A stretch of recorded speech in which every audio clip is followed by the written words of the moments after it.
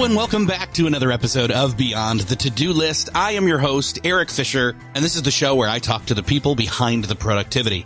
This week I'm excited to share with you a conversation I had with Shawn Lemon of the Digital Organizer.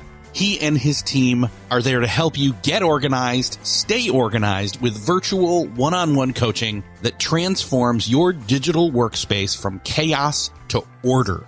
And in this conversation, we dive deep into the importance and power of digital organizing. We talk about how it can positively impact both your personal and your professional life, the impact that disorganization and clutter has on our ability to focus and be creative, and how you're probably wasting a lot of time that you aren't aware of, time that adds up when accumulated, when you can't find things or you can't figure out how to communicate something, and your digital workspace is, let's face it, a mess. We explore the benefits of creating systems that are intuitive and easy to follow, how this leads to improved efficiency, reduced stress, not just for you, but also for those you work and live with. And we talk about the importance of consolidating tools and resources within an organization and how this can lead to smoother workflows and better communication. So get ready to be inspired to get digitally organized, and let's jump into this conversation with Shawn Lemon. Real quick, before we dive in though, make sure you're signed up for our newsletter. Each week you'll get an announcement and recap of the latest episode, links to related episodes you might have missed, exclusive content, and my top 3 weekly finds to supercharge your productivity. Just drop your email address in over at beyondthetodolist.com.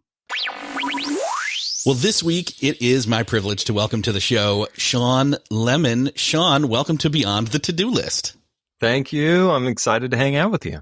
I'm excited to have you here too. You're part of, actually, you started, I should say, the Digital Organizer. And so obviously we're talking all about digital organization. We'll talk about the why behind that, the how behind that. But before any of that, I want to know, obviously you're not just a digital, well, none of us are just digital people. We're all analog people, but we work in a very digital world.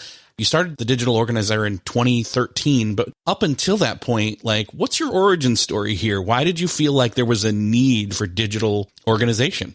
Yeah, so I worked at the Apple Store for almost 7 years as a creative. So some people who are diehard Apple fans might know what the creative role was, but it's kind of on the same level of genius. But instead of your stuff is broken and you're taking it to someone of, you're upset, you're actually really excited to come see a creative because I'm going to show you how to use your stuff well. And so the creative was there to, teach people how to use Apple products. But I'd have these clients come in who they bought the new thing. They're so excited about creating, and then they get their information transferred from their old computer onto this new one. And they want me to show them how to use it, but they have such a mess. They can't get past the mess to the creation part. And some of the projects were really big and we weren't set up for that. And I would rework the entire schedule and be like, oh, I'm available this time and only here. And I'm swapping with other trainers to try and keep working with this person because the project was big and I really wanted to be able to help them. And no one else is doing it. The Apple consultants and other IT consultants, they just want to make sure your computer's up and running and fast and, get you set up with the app and then go for it. I don't care how you use it. That's not my job. So that's what I am into, is how do I help you actually figure this out so that you can create and get this under control? And since no one else was doing it, I said, I'm going to start my own thing and help people out. So it sounds like you'd like to be, or know you are, skilled at being a practitioner / guide to the digital tools, not just to have them, but to really use them creatively. Yeah, it's like I'm a tech interpreter. And those are the people that work with us, is we're interpreters so that we understand the tech and we also understand human. So it's figuring out, how do we teach you what you need to know to be able to create and to really understand each part of it. And most people, they're like, I want to get the most out of this. I'd ask, why are you here today? What do you want to get out of today's session? Well, I want to learn how to take advantage of everything that this thing does. I want to use its maximum potential. Well, you're never going to do that, right? I mean, the technology has so much potential. So what is it that you really want to do? And let me help you understand how that works and how you're going to apply it to get what you want done, because we can do a lot with it. But I mean, where is your time best spent playing with this tool all day long, or is it actually creating something and interacting with the world? You mentioned creativity and creating with the tool, but you also mentioned the digital mess that they come carrying, not physically, not analog wise, but digital as they're transferring to a new device. And what do you see as the correlation between that, for lack of a better term, digital hoarding?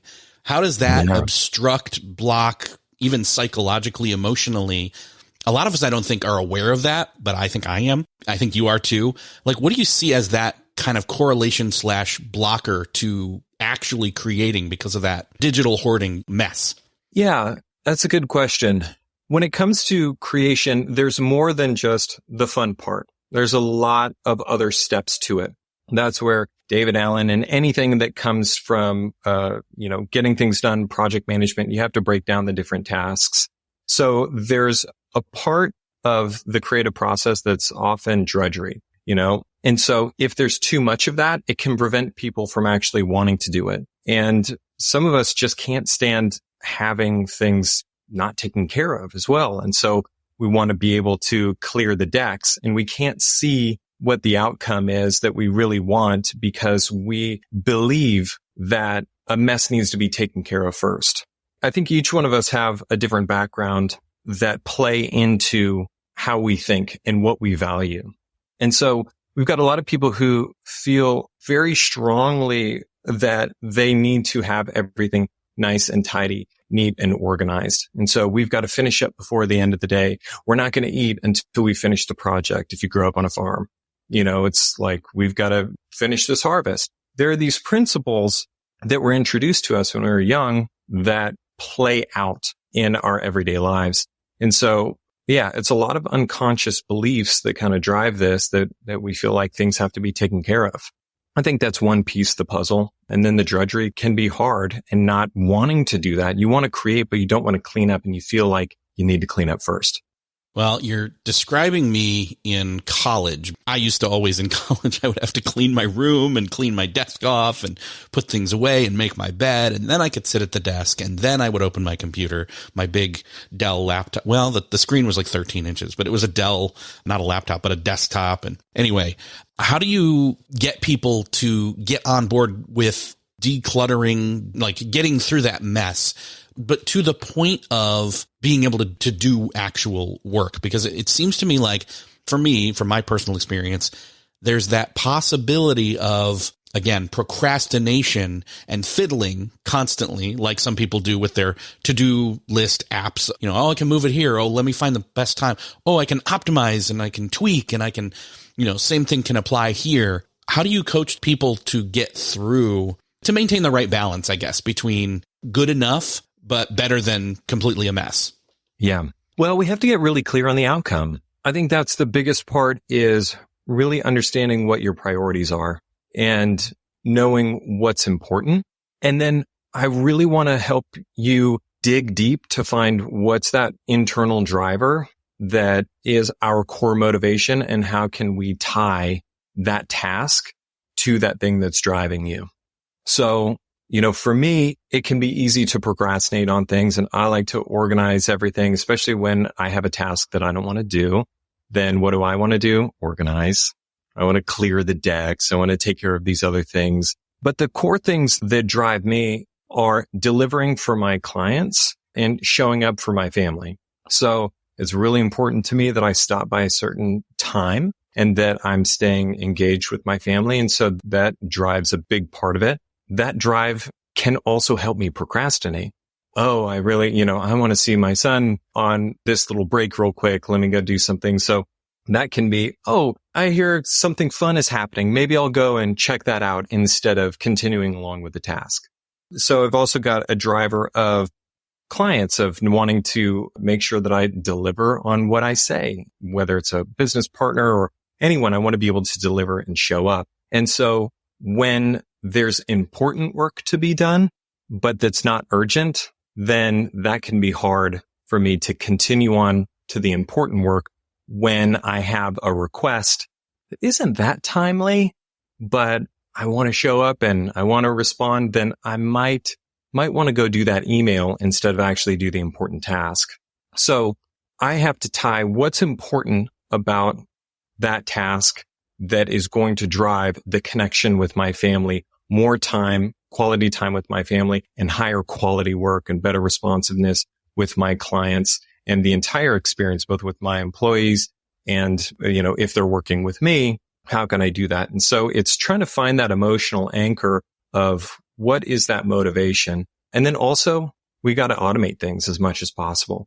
And so figure out that system so that I don't have to think about it and I don't have to decide. So emotional anchors and automation. And automation doesn't necessarily mean a tool, right? It's we have to figure out what's the outcome, what's the process, all of those things. And then once we figure that out, we can use a tool later, but automation starts with us. It sounds a lot like you're describing when someone, again, if we go into that scenario of someone brings you a device and it's full of stuff, it's almost like one of those TLC or anyway, one of those home shows where we could even just call it hoarders, where they come in and it's like, okay, yes, there's a lot of homework to be done. Yes, there's a lot of heavy lifting digitally, figuratively, or literally here to be done. But once it's done, you have this clear open space, and it's now not about setting up the system. It's about showing how to, or simplifying the maintaining of the system. In other words, once you have a clear kitchen and everything's organized in the right drawers and things like that, then you can use it so much easier. And not just how to use it quickly, but how to put things back where they go quickly. There's less friction. You know where things go. You know where to find them. The garage is clear. You can park the cars in there. You can pull them in and out without any problem. All the sports equipment or bikes are up out of the way until you need them. All of this metaphorically, but in your digital workspace. It's once you get to that point that you want to keep it there. So let's take, the keyring hook for an example. So I've got a hook around my door where I put my keys. And so that's an automation. So I got tired of forgetting where my keys were and having to search around for them. So we put a hook on the wall for me to put them. So I walk in to the house plenty of times and I forget to put my keys on the hook. But then I feel them in my pocket and I say, oh, that's not where those go. And I can go and put them back because I love knowing where my keys are. It's that same thing with my desktop. My desktop right now has 3 files on it. So it's not always clear, but my desktop is usable, just like the desktop, here in my office, that I may put some files down for a second because I'm working on some things. But when it's time to process and I recognize, oh, I was moving fast and I didn't pay attention, it's very easy to get back on track, especially if you set up the system in a way that it's really easy. Like the keys are on a hook right there. It's not some drawer. I don't have to go into a bunch of different places or open up one drawer, then open up a box and do something else. And that's alluding to a complicated filing system that we don't want. You don't want to create some super deep file structure that it's hard to get to things. So once you get there and you actually organize, that's part of the motivation that will keep you motivated in staying organized is all of a sudden you like this transformation. And you like the tidiness. It can actually make you feel a little disoriented, though, at first. Anyone who's making a big change will experience some disorientation and a tendency to go back to what they were doing before because their neural networks are established of going down that specific path of doing the same thing over and over again. So once we change that system, sometimes it can feel a little weird, like, am I really done? Like, I don't have 30,000 unread emails in my inbox and I just got to 0 or close to it. I've got 5 left, but, I can't answer these right now. So they're just going to sit here. Am I really done? Like, do I need to go find something else? I can feel a little weird at first. We have to tell people that sometimes of like, hey, if you want to go back to the other way, like it's okay to feel that. Just stay on course and it's actually going to change. And you may feel like, am I doing enough? It's like, no, you're done. You accomplished it. Often, I think it's been more than a year now, but my daughter and I, we keep saying to each other in the kitchen, oh my gosh, I keep forgetting. It's not every day. It's not even every month. It's like once every 3 months now. We, instead of going to the old drawer for the silverware, we go to, or instead of going to the new one, we go to the old one. And then we, like slap our face and we're like, oh my gosh, why am I doing that? It's just random. That neural pathway is so worn that even though 99% of the time when I need to go grab a fork, a spoon, a knife, whatever, we go to the correct drawer, that other time, it's like that still hangs on. It's that phantom habit, so to speak.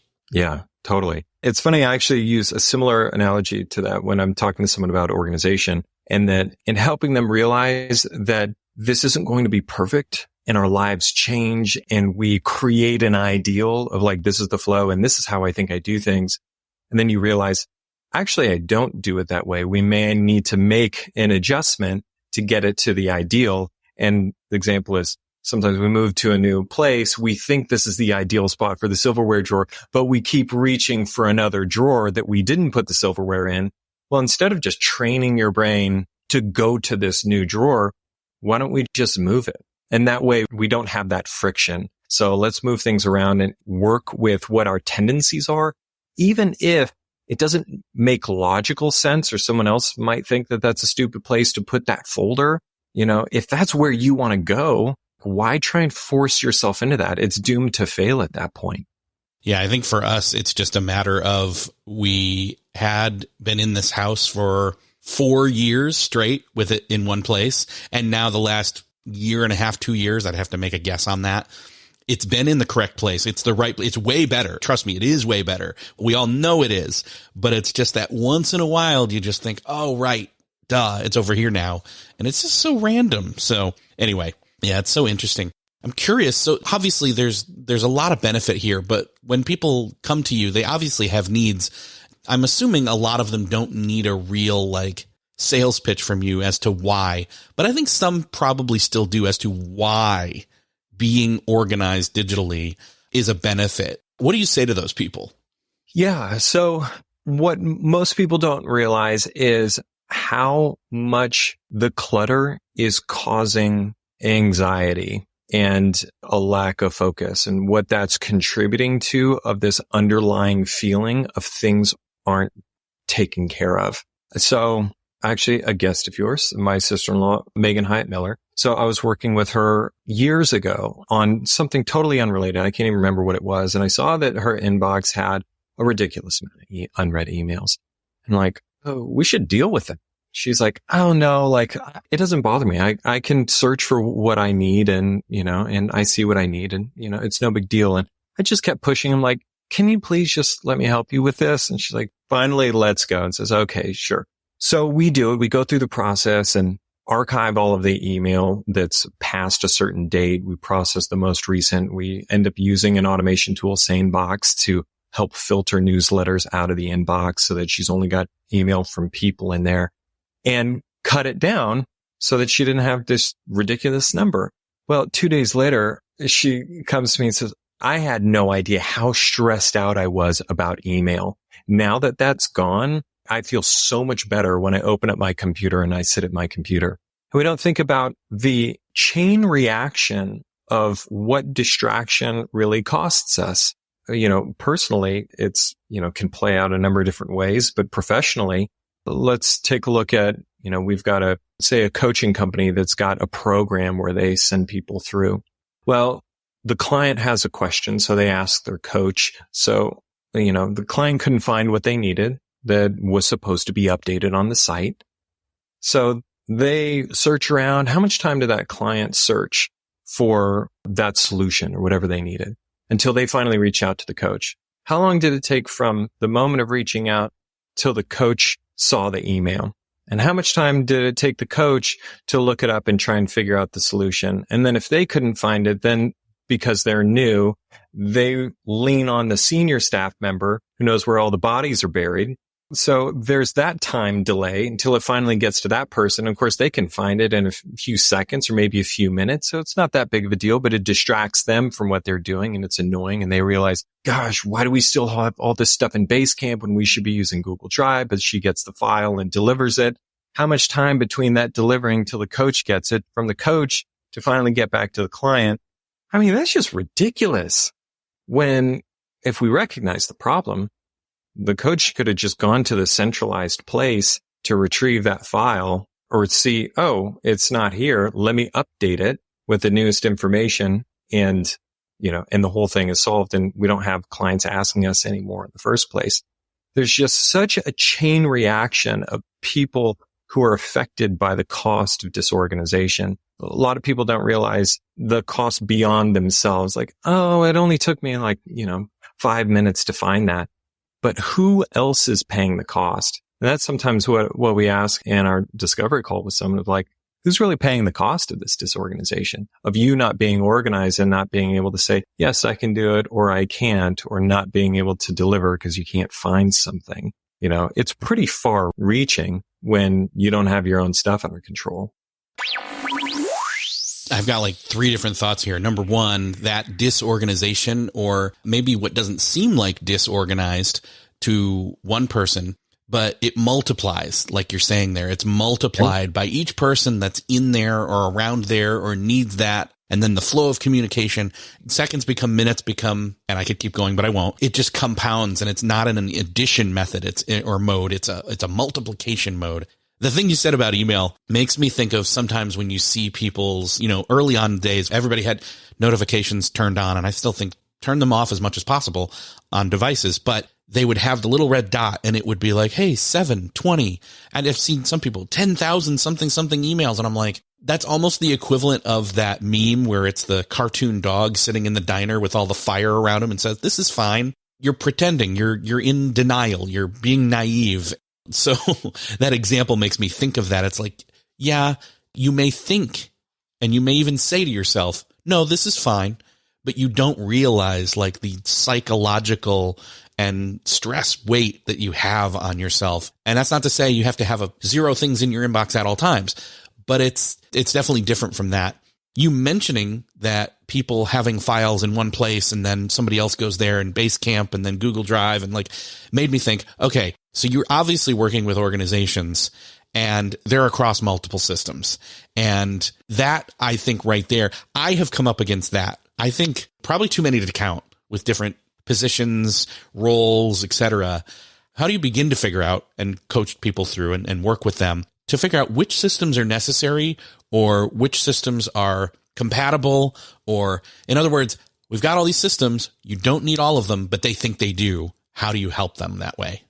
Well, sometimes we just have to get down to brass tacks and realize that we can't do it all. And the more people we add to the mix and the more tools that we add to the mix, the more everyone has to learn. And they all have to have this consistent behavior. And that's really hard in an organization. It's just impossible. So you have somebody who's, started off small and, at the beginning, everyone can use whatever tool that they want because there's 5 people and, we're just getting it done and we're growing really quickly and we add someone else and, we're just getting work done. Then the tools add up. But then usually it's everyone realizes that there's a problem. Maybe not always. Sometimes somebody has to, throw a flag on the field and say, hey, this is getting out of hand. Then we have to communicate to everyone like, hey, how you've got to go to Slack to check notifications and you got 30 different channels that are unread and you've got all these DMs that you can't find, that specific to-do item and you're supposed to respond to this and you've got these messages in Asana and you've got your email and you've got your phone and you're using Voxer and you're using Grasshopper and you've got all these other tools and you can't really find what you need. Well, we want to consolidate that so that we only have a few channels so that you know what's important and what you need to check. Oh, okay. You can start getting people on board once you really describe the pain that they're going through and say, we've got a solution to that. And this is what we're trying to figure out. And then also we want to invite people into the process to say, what is important about that tool? What's the heart of why are we using this? And how can we take the intention behind the use of that tool and develop a system or just educate someone that can be done in a tool that everyone else is using. So those are a couple of strategies of how we can get people on board with consolidating tools. And I imagine as I have come into friction with some of this, onboarding can be streamlined then as well. Oh my gosh. Yeah. one of the worst things to happen is you're starting something new and then suddenly the onboarding feels like you'll never get through it. It feels like it's a never ending, like, when do I get it to my real stuff? No, you got to finish the onboarding, but it's all over the place and it's sporadic and it's jump here to do this. And I don't remember where it is. I wish I could find it, but there was I think it may have been a TikTok video somebody made where it's like he was going through and just exacerbating the problem of talking about this. He was using, once you've scrolled to the such and such, and he was inserting all these weird made up internet company words. Like, once you've gone to Bloggle, you go here and click the something, something, and then you share that and it was just like, I was laughing, but I was also like crying and dying inside because I was like, totally. I've been through that. We've all been through that. Yeah. There's a study. They say that good onboarding accounts for 84% higher retention rates or something like that. 82, 84, something like that. But that's the problem with onboarding. Why it takes so long is these spread out tools. And that's what I was talking about, the senior staff members being leaned on for where the bodies are buried. It's like, oh yeah, we used to have all these other tools that if once we consolidate those tools, we get the resources in one place. We've really defined what the process looks like that we go through to deliver our service or create a product or get it to market or whatever. Then it's much easier to train. We can create videos on it and go through this whole process, and you can onboard someone so much faster, like pulling all passwords into a good password manager, not LastPass. Let's use the 1Password or something, where you can create a vault based on people's roles. So when someone gets hired for that, you just invite them to the specific vaults that they need access to, and they've got access to those passwords. And the 2-step verification codes are already integrated. So we don't have to have who's got the text message? Oh, they're on vacation and we can't get in. So, you do that, and onboarding goes from a 3-month process to a 3-week process, maybe even shorter. We've got one company that we're about to start working with. Their onboarding process is 3 months before they start working with individual clients. And the shadowing and the resources, it's just stuff is so incredibly spread out. I cannot wait to see what the transformation is on the other side once we pull all this stuff together. I'm so eager to see the results of that project. But I just feel so bad for employees that it's, when they come into a new environment and they've got all of these channels to check, it's incredibly overwhelming. I was working with one company. They used to deliver a sheet, a PDF. I think it's like a 2-page PDF of acronyms. Wow. Yeah, that is a lot, and it's 2 weeks of onboarding that is just a complete fire hose, and then get to work and still like, where do we find all this stuff is, I will say this though. I have been in a position previously where having a PDF with all the acronyms and what they mean that I know, I don't know what that acronym is, and could go to it and just type in, search and just type it in and have the answer, highlighted, would actually have saved me time. Now, there's probably a better way. Obviously, you're laughing because there's a better way. There is a better way. But even that bad way would be a better way than some of the things I've experienced. Totally. Yeah. And you got to applaud them for recognizing that and doing something about it. But we took it to the next step, and we used, this is an Apple-based company. So we set them up with Text Expander, and all of the acronyms were put in Text Expander. So if you type in ;BBC, it's going to fill in the thing for you so you understand what it is. And also, they were trying to get people to stop using the acronyms. That was the hard part. And that's the hardest thing, is once you introduce them, then everyone starts doing it. And when the staff uses the acronym, so did the customers. And so then everyone's just referring to your stuff as acronyms instead of the actual product. So now if you're outside of the culture, then you don't know what these people are talking about. So you're kind of missing out on some advertising opportunities. Yeah. Love Text Expander, using it for years now. And, I should have, that's the thing. I shouldn't have had to, but since you've said it, I don't need it now, but man, I wish I could go back to past self into the DeLorean and just say, hey, use Text Expander for those acronyms. And at least I would have had them saved for me every time a new one came along that I didn't know and I found the answer. But again, you come in and you help everybody. I'm curious, how do you begin the process? Obviously, somebody higher up enough says, we need this. Shawn, come help us, or you and your team, and you come in, what does that process look like in terms of assessing the need? Because you've got all these different things. Like, obviously we've brought up, there's email, there's files, and files could be anything. It can be media. It can be, everything digital that's a different form or format of a file, databases, contacts, all these different kinds of things. How do you assess that? Because I know obviously some people are like, we need to contact Shawn and have him come in. So this can be a little window into your process. Yeah. So first off, we've had to narrow down that scope to make sure that we can do something well. And we've started to systematize what that process looks like. And so it actually looks pretty similar from an individual all the way to an organization, because it's just at scale. So what is the process? Well, the first off, the process is always discovery of, what do we have? What's the problem?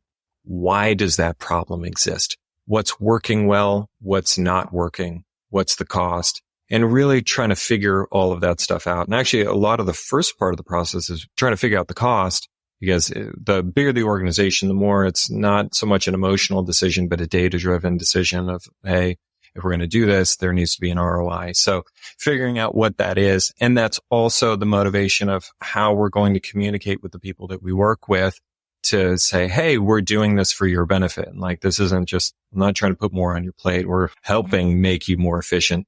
So a lot of it is figuring out, what is that problem? By the way, we work in 4 primary areas. And so that's going to be email, files, passwords, and project management. 5th area is data migrations. And that's often with files, the stuff's spread out all over the place. Or you're using GoDaddy email. You want to get into Google Workspace. We got to migrate you in. So what are the problems? Sometimes that's screen sharing. Sometimes it's just someone like really giving us kind of an in-depth description of what that looks like. And it's like, okay, cool. So depending on what we've got going on, that lets us know about how much work we think it'll take to get going there. And so what the process looks like once we get going is, okay, let's do a deep dive into the sprawl. What's there? And let's keep the focus on one thing at a time. So if we're doing files, let's just focus on files. And where is everything? Why is it here? How did it get here? What's working? What's not? All right, let's get a plan together. How are you working with other people? And then we need to consolidate everything together. And we've got to figure out what's relevant. So what do we need to keep, delete, and archive? Figuring out, talking through those strategies, educating people on, why are we going to archive? Why are things worth being deleted or keeping? And from there, what's the file structure look like for actually how you work?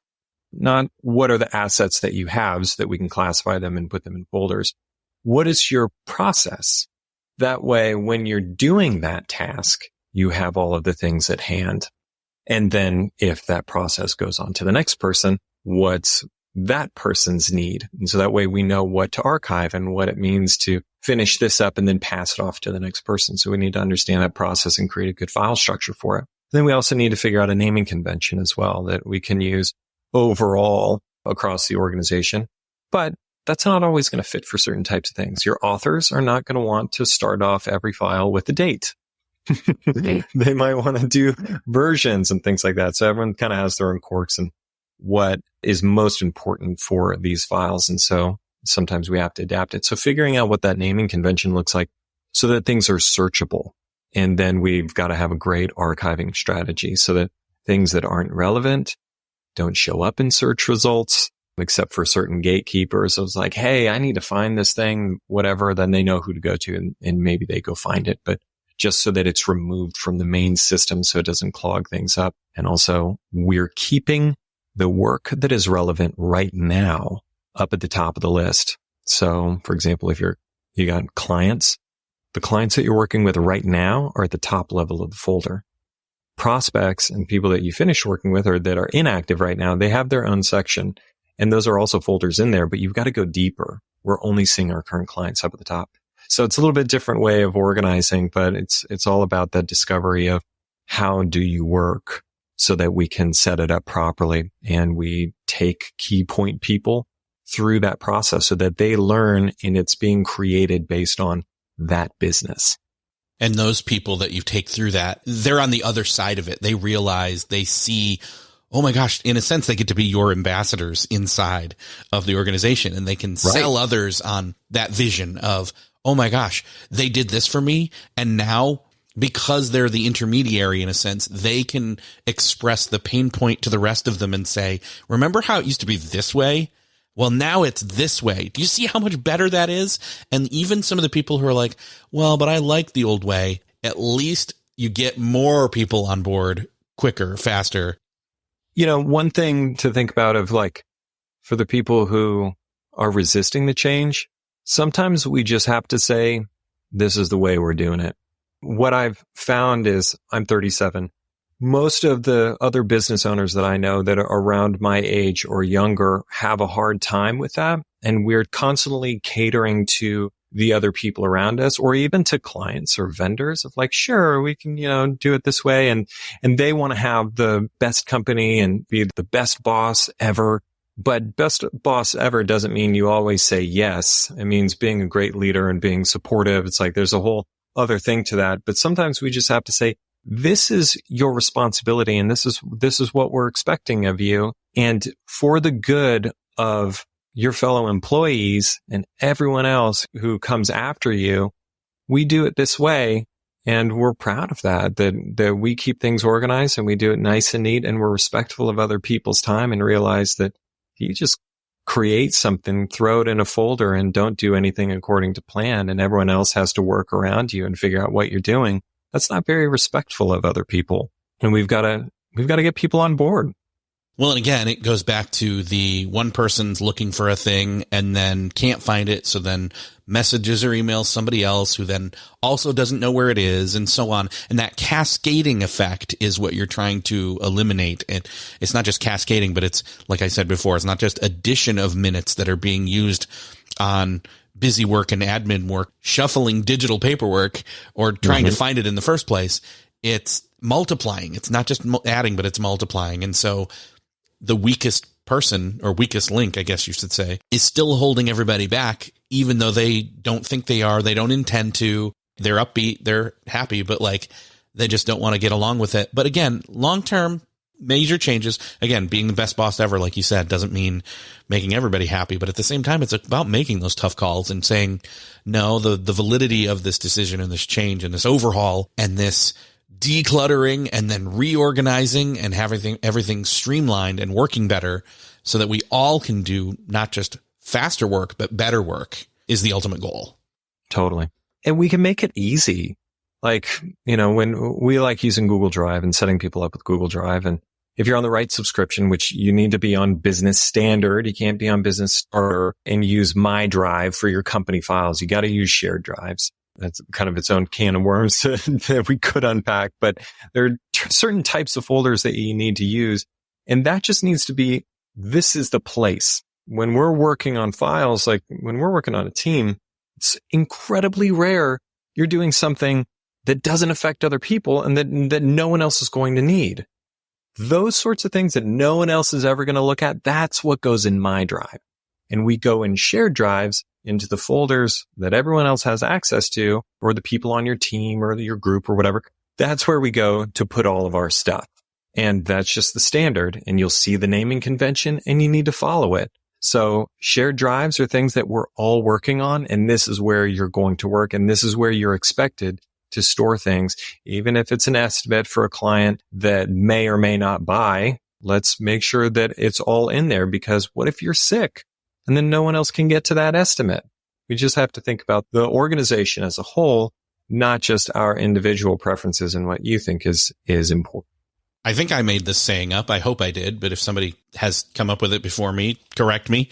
But I, at some point, said to myself and then said it out loud, well, every tradition was new at some point. So even the we've always done it this way people learned it from somebody who then made it up because it was new, because history is a long, long line. Shawn, there's a lot of different things that you do, and I'd love for you to maybe point people to where's the best place to find out more about the digital organizer, you and your team, and how they can help. I know there's a lot of people out there who need this. In fact, I will confess, I see my desktop here peeking out from under the camera of looking at you while we're talking, and I see a bunch of different files, but again, I don't leave it that way all the time. It just kind of builds up a little bit and then I fix it. So even I can use help here, but I know a lot of others can as well. So let's point them to the right place. Yes. So you can go to thedigitalorganizer.com/to-do list. From there, I've got a free resource for you of what does that process look like to do some consolidation and reorganization and things like that. So you can actually see what that looks like, put it into practice for yourself. And if it's something that you think you could use some help with, we'd love to hear from you. And you can reach out to us from there and we can have a call and see what you need help with. Perfect. Shawn, it's been great talking with you. Again, I'm sure that as things change and there's new things that come up, we'll collaborate some more. But for now, this has been a great resource and a great touchstone on digital organization like we've not had, I think, on this show before. So thank you for being the expert. You're welcome. Thanks for having me. It's been just a pleasure hanging with you and talking about this stuff. Well, that's another podcast crossed off your listening to-do list. I hope that you enjoyed this conversation with Shawn Lemon like I did. I know it can be a bit nerdy to talk about digital organization and working in spaces that honestly are just not analog, but hey, that's what we're all doing these days. And we are not really taking the time to organize our communication workspaces, our organizational workspaces when it comes to all the things that are digital.